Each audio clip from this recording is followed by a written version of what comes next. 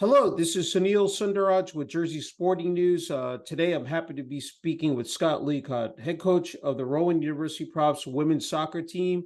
And in his 24th season, coach, quite a, I said, a milestone mark. Congrats to you guys on, again, a great start here. Undefeated, I said 8-0-1, 3-0 in the Jersey Athletic Conference.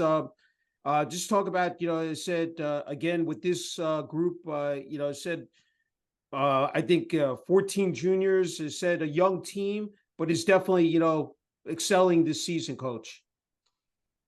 Yeah, I think last season we had a very, very young team. This year, I think we're still young, but we're more experienced, Mhm. which is a big difference. For them learning and understanding things, they're more experienced than they were last year. But yeah, I mean, it's still we don't have a huge upper class to say, senior Mhm. class to kind of guide us the way. But that the 1 year experience, 2 year experience kids. We have quite a few 3 year experience kids too, who kind of lead the way. But it's a very easy team to coach. They kind of get themselves motivated, they get themselves ready to go.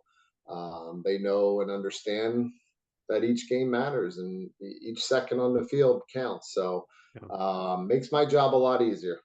Yeah, no, definitely. And I think outscoring opponents 36-4, averaging 24 shots per game. Let's talk about a couple of, I said, you have the leading goal scorer, sophomore forward, Olivia Giordano, junior forward, Mackenzie Clement with 8 goals, and junior forward slash midfielder, Gabby Dean with notching 5 goals. So just talk about those three players in particular, coach.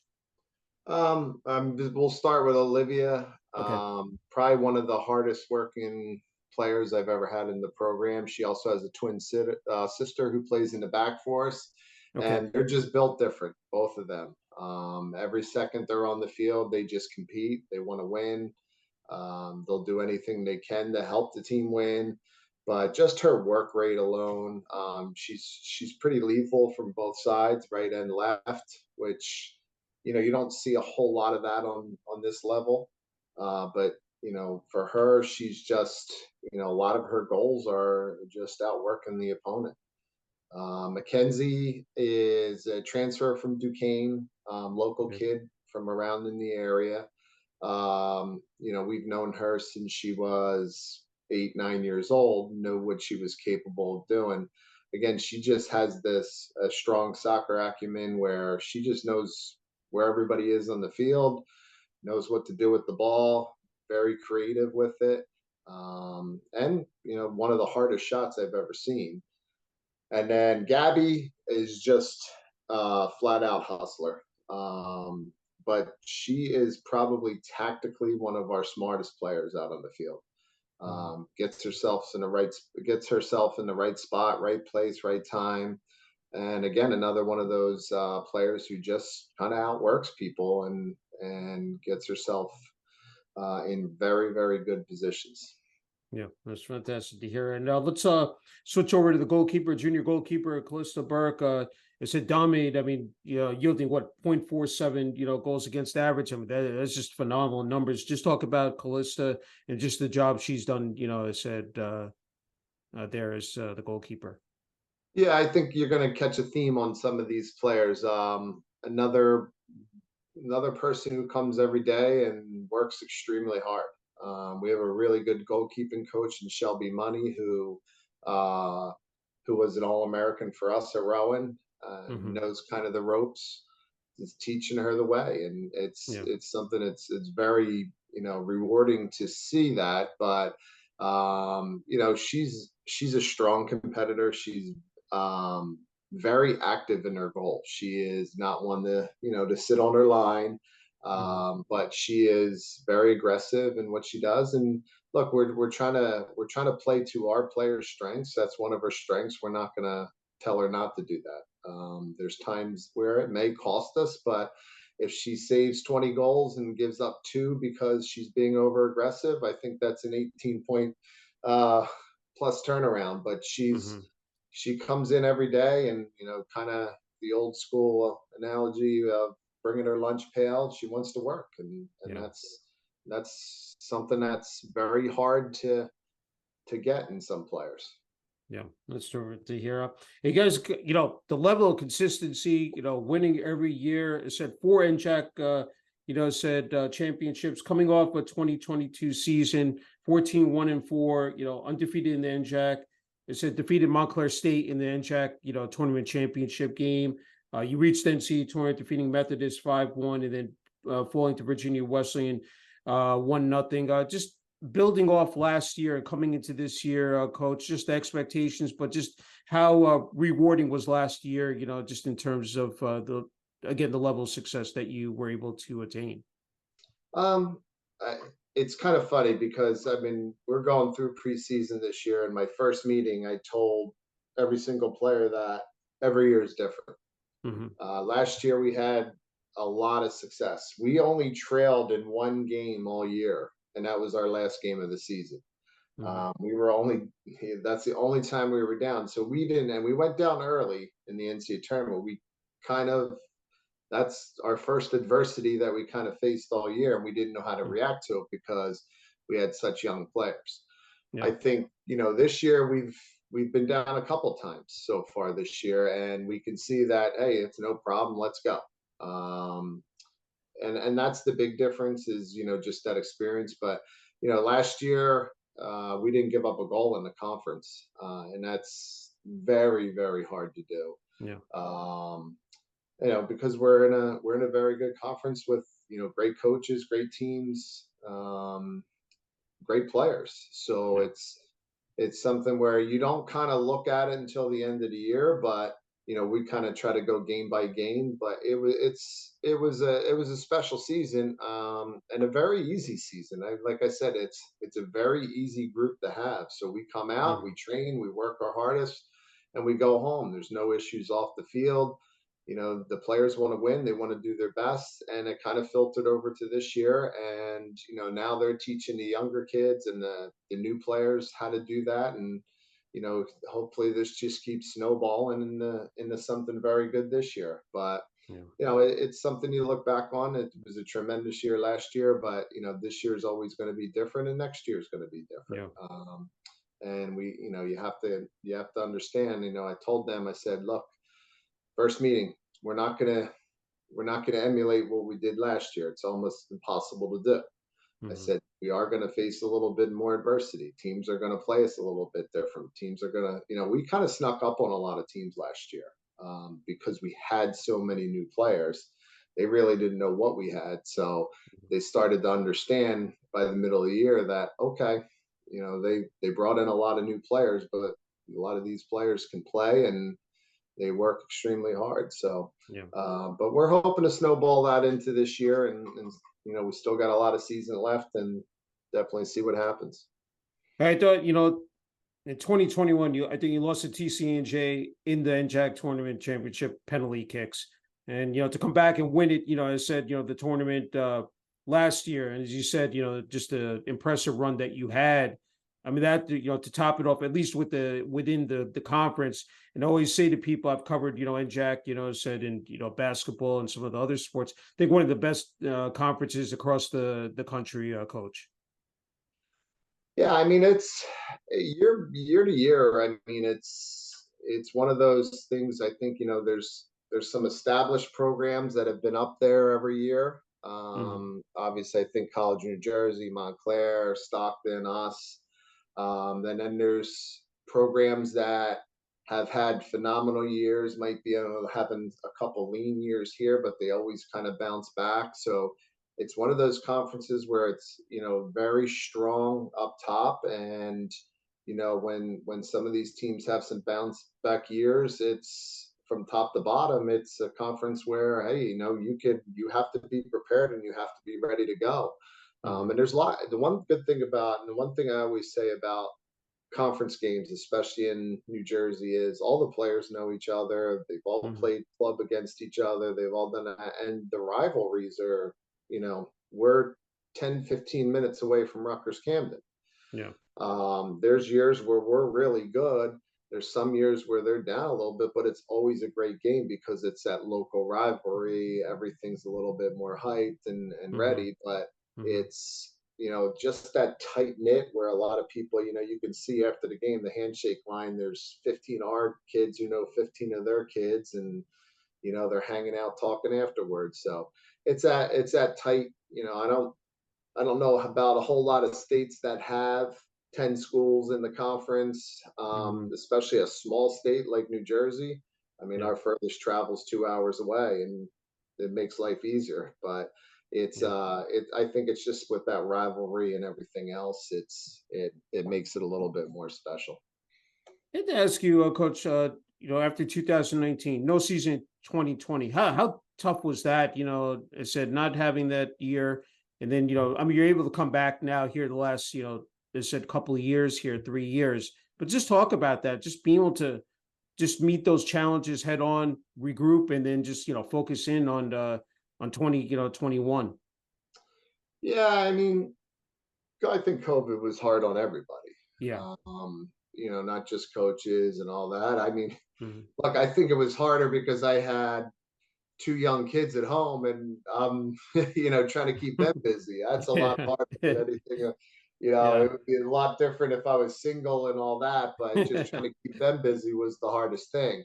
Yeah. No, it was the biggest thing coming out of COVID was, can we keep them interested? Can we keep them, understanding that yes, we will be bad. We did lose a few players through the whole process, and I think every Hmm. program lost a few players, but um, can we keep them interested? Can we keep them active as far as doing some stuff? I mean, we were sending workouts out, and hey, for Hmm. some of the players, it worked out great for them because they had nothing to do but that. Yeah. So they put a lot of time and effort, and it really resurrected some people's careers. Hmm. But coming off of that, it was, I think everybody the whole world was in the same situation. So, Yeah. we couldn't say, COVID affected this, COVID affected that. COVID affected everybody. And Hmm. but I think, in looking back on it, we kept, not a close eye, but we made sure that, people were working hard, and, if they needed some technical work, we sent them that.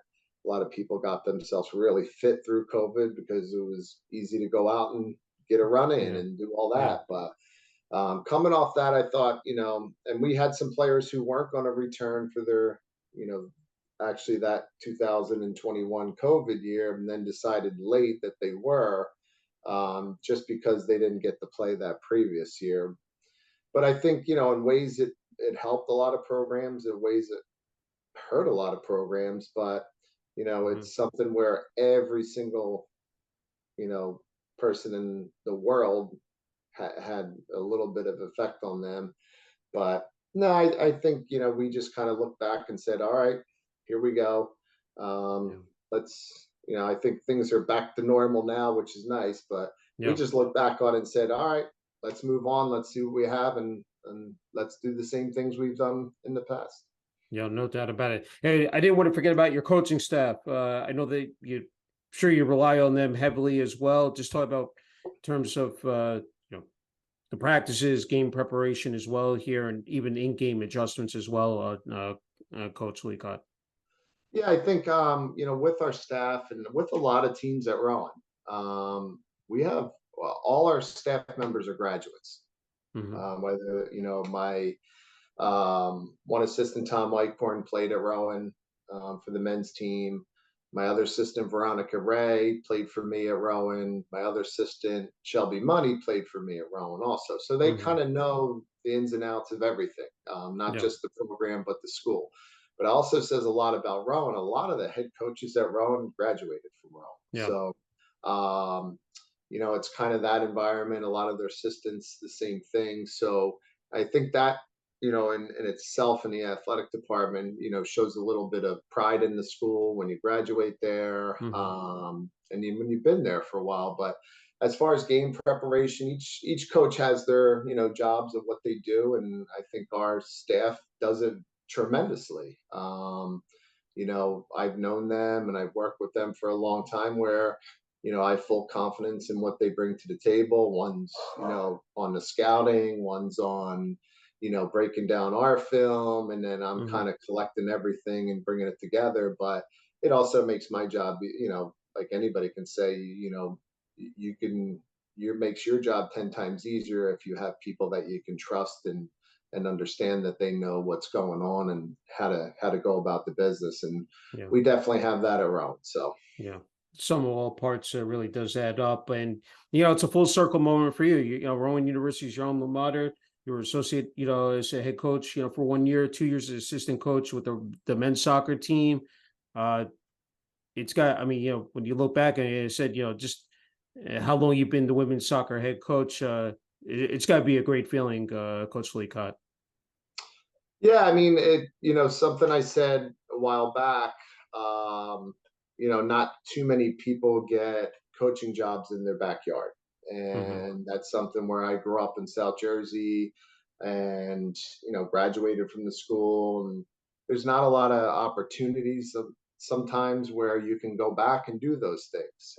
I've had other job offers in the past. I just, it's something where you're very comfortable. My wife has an extremely good job here too.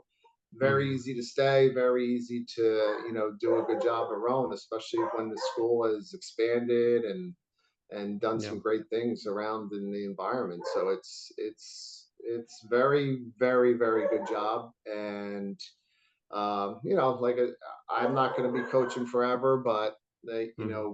I hope one day one of my assistants can take over for me because Yeah. they've been there for a long time and they understand everything. They Yeah. understand the ins and outs. But Yeah. That's great.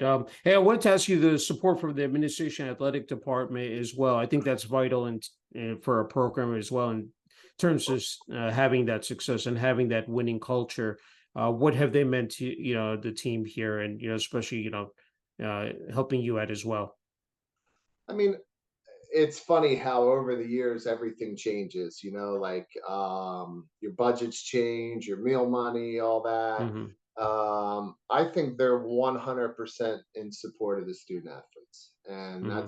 that's our biggest fight all the time. Yeah. It's fine that and it's a coach's job. We go in and ask all the time for stuff. We Hmm. get said no more than we get said yes to. So um, but the one thing that our administration is they want you to keep coming in. Whether they say no 50 times in a row, they want you, if there's things that you want or need, and if Hmm. there's things they could say no, no, no, no, but that one time they're saying yes. But they're not sitting there saying, "Will you stop this?" Like a kid keeps coming at you, and you're like, "All right, just kind of." They don't want that. They want to keep the open dialogue and that's something where it's easy for us. I mean, Yeah. especially me being there for 24 years, I feel like I not have more say than the younger coaches, but Hmm. I have that more experience where sometimes you can ask for a little bit more than Yeah. something else. But it's it look, I go in and I say it's every day I go in to work. It's not a job. It's something where it's for me. It's great. It's fun to go into and Hmm. you can ask a lot of coaches at Rowan, and they'll say the same thing. Yeah, that's great. And I think another thing that makes a difference, and we're talking about student athletes as well. And you've coached, All Americans, academic All Americans, and I think that's really important. That's so essential, just in terms of having, people looking up to that and having that. Again, it all comes to having that consistency. I mean, to see, that hard work paying off, and these kids not only, sit on the field but off the field as well. Coach Leacott. Yeah, it's I always say the players are much smarter than I am. Mm. That's the last year our team GPA in the fall was a 3.8. I think that's the highest I've ever seen. Mm. Not just in our program, but all across athletics in the country. And our Yeah. team GPA in the spring was a 3.7. So um, again, when I go back and talk about like, the ease of the job, I don't really worry about them academically. Hmm. We do have sometimes where there's a student athlete who, finds themselves in a little bit of difficulty, but they're overachievers, and not just in the classroom, but I think on the soccer field too. And Mhm. when you want to work hard in everything you do, and that's something that we preach in our program every single day, is like, we always tell them, hey, look, I don't care what we're doing in training. If we're playing duck duck goose, I want you to give everything you have. And Yeah. they really bought into that. And all the accolades that they've gotten over the past, that's all them, just because of they're putting the time, the effort into it. And whether you're an all-American, all conference player, whether you're not seeing a whole lot of time, and it's one big group, and it's something where they constantly challenge each other. And I think that's, for them, I think that's why all the accolades come, is they keep pushing themselves, and they Yeah. they keep pushing their teammates, which is a great thing. Yeah, I agree. That's a great attitude and work ethic to have. And I think another thing is the facilities at Rowan University as well make again an immense difference. They really do stand out. Talk about that, because I think just with the field, soccer field you play on, strength and conditioning, it's something that definitely is motivational. It really, I'm sure it draws, said the kids to attending Rowan as well. Yeah, I mean, we have one of the best soccer facilities, I think, in the country in Division 3. Hmm. I know over last year they brought women's lacrosse over to use our facility too, Hmm. which has really helped them too. Um, Yeah. but as far as that, the locker room facilities that we have, Hmm. it really does. I mean, it makes life easier for the athletes when you have nice things. Our budgets increased tremendously over the years. It's really student athlete oriented. I mean, I know myself and Scott Baker, the men's coach, have done a lot of upgrades to the facility, just with some Hmm. fundraising and stuff like that. Hmm. Um, but it's like, look, you want to go to work, and you want to go to a nice place. Yeah. That's We consider that our office, not our office in the gym, Hmm. but that's our office. We want it to look really nice. And I think, Yeah. as far as soccer specific, you go to a lot of nice places, but it's there's a lot of nice facilities, but a lot of them have football lines, field hockey, all that. Hmm. Hmm. Um, we don't have all that, and I think that's part of the lure. And we Yeah. draw a good fan base, and it's a really nice place to watch a game too. You're right on top of the field. Yeah. But yeah, all that stuff with the nice locker room facility that they built us, I think it was 8 or 9 years ago. I mean, it's not a extremely hard sell, and especially the improvements that Hmm. the campus has made over the years. Yeah. Night and day from when I first started. Yeah. That's wonderful to hear. Hey, just have a couple more left, Coach Leacott.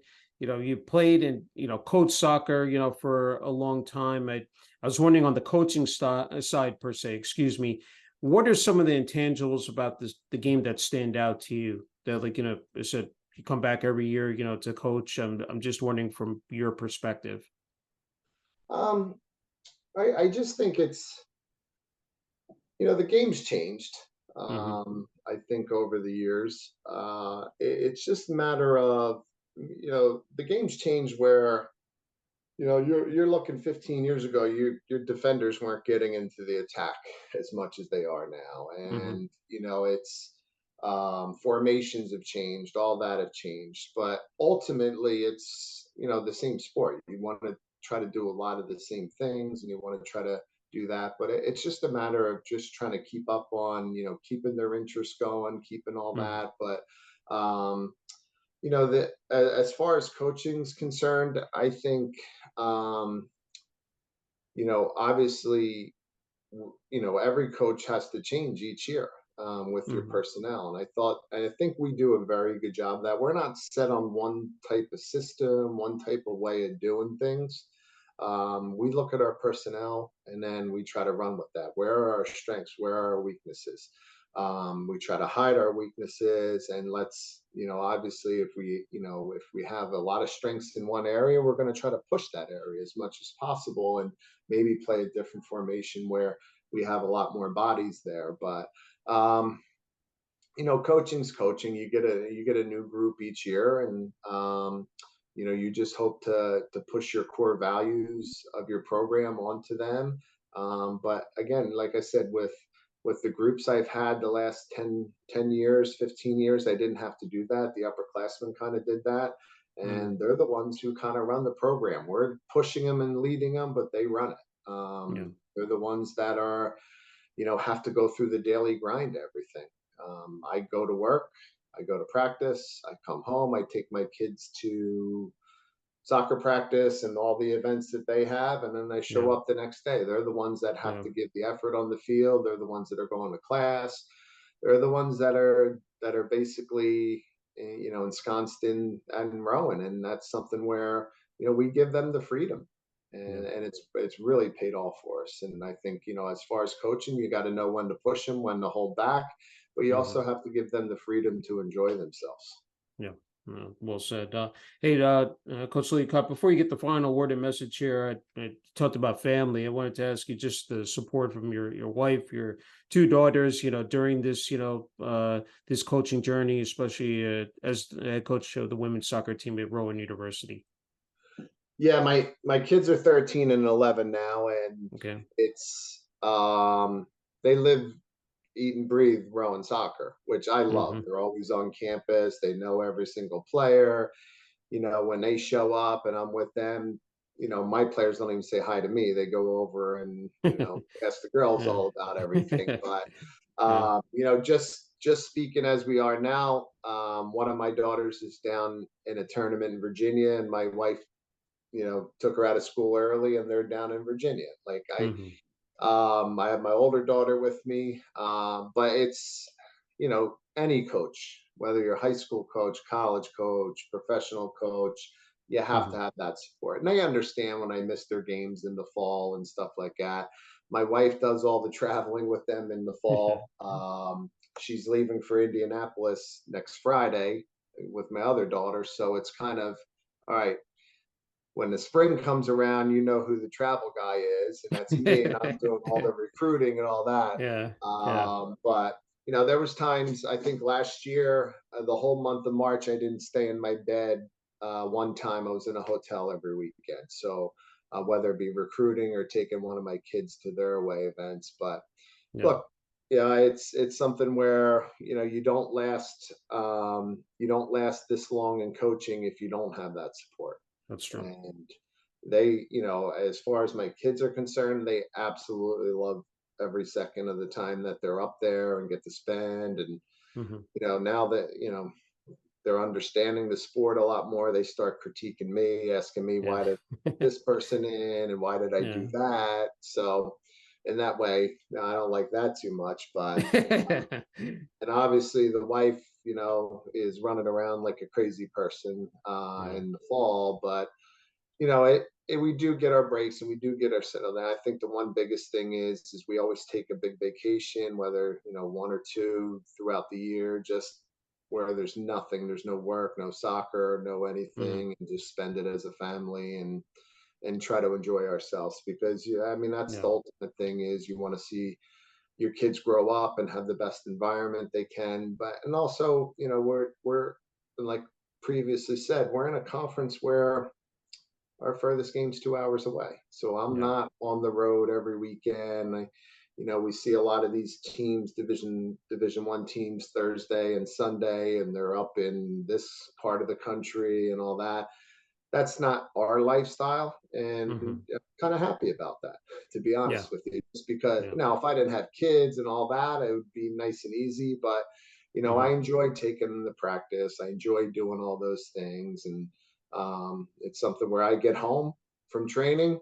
Like, all right, where am I going tonight? And Yeah. it's just something you have to do, but I want to do it. And they learn. And it's a little bit of that time in the car too. How was school? All that kind of Yeah. stuff. So, and it's important time.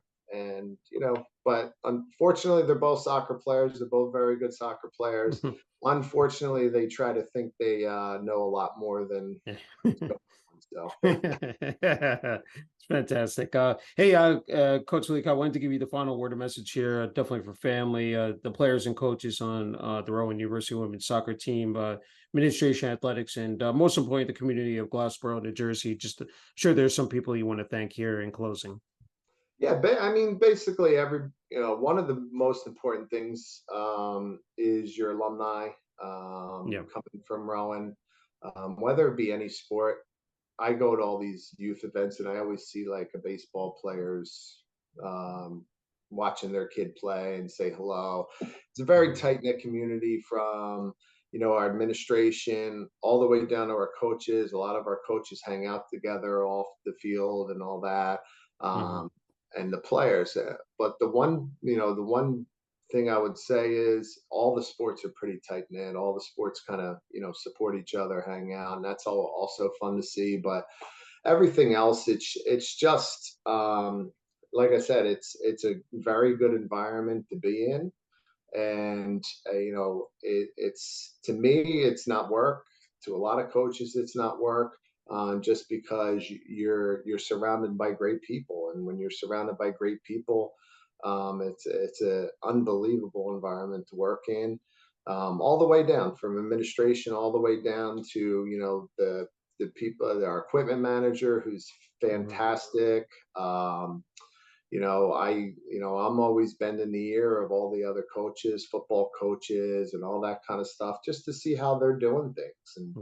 And they're always willing to help and always willing to talk. But I just think we have tremendous people there and unbelievable athletes that try to support and push each other to their limits. And I think that's why we're a very successful program.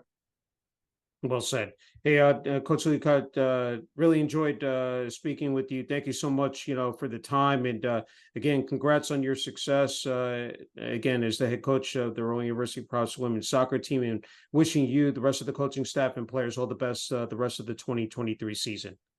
Thank you so much. Thank you.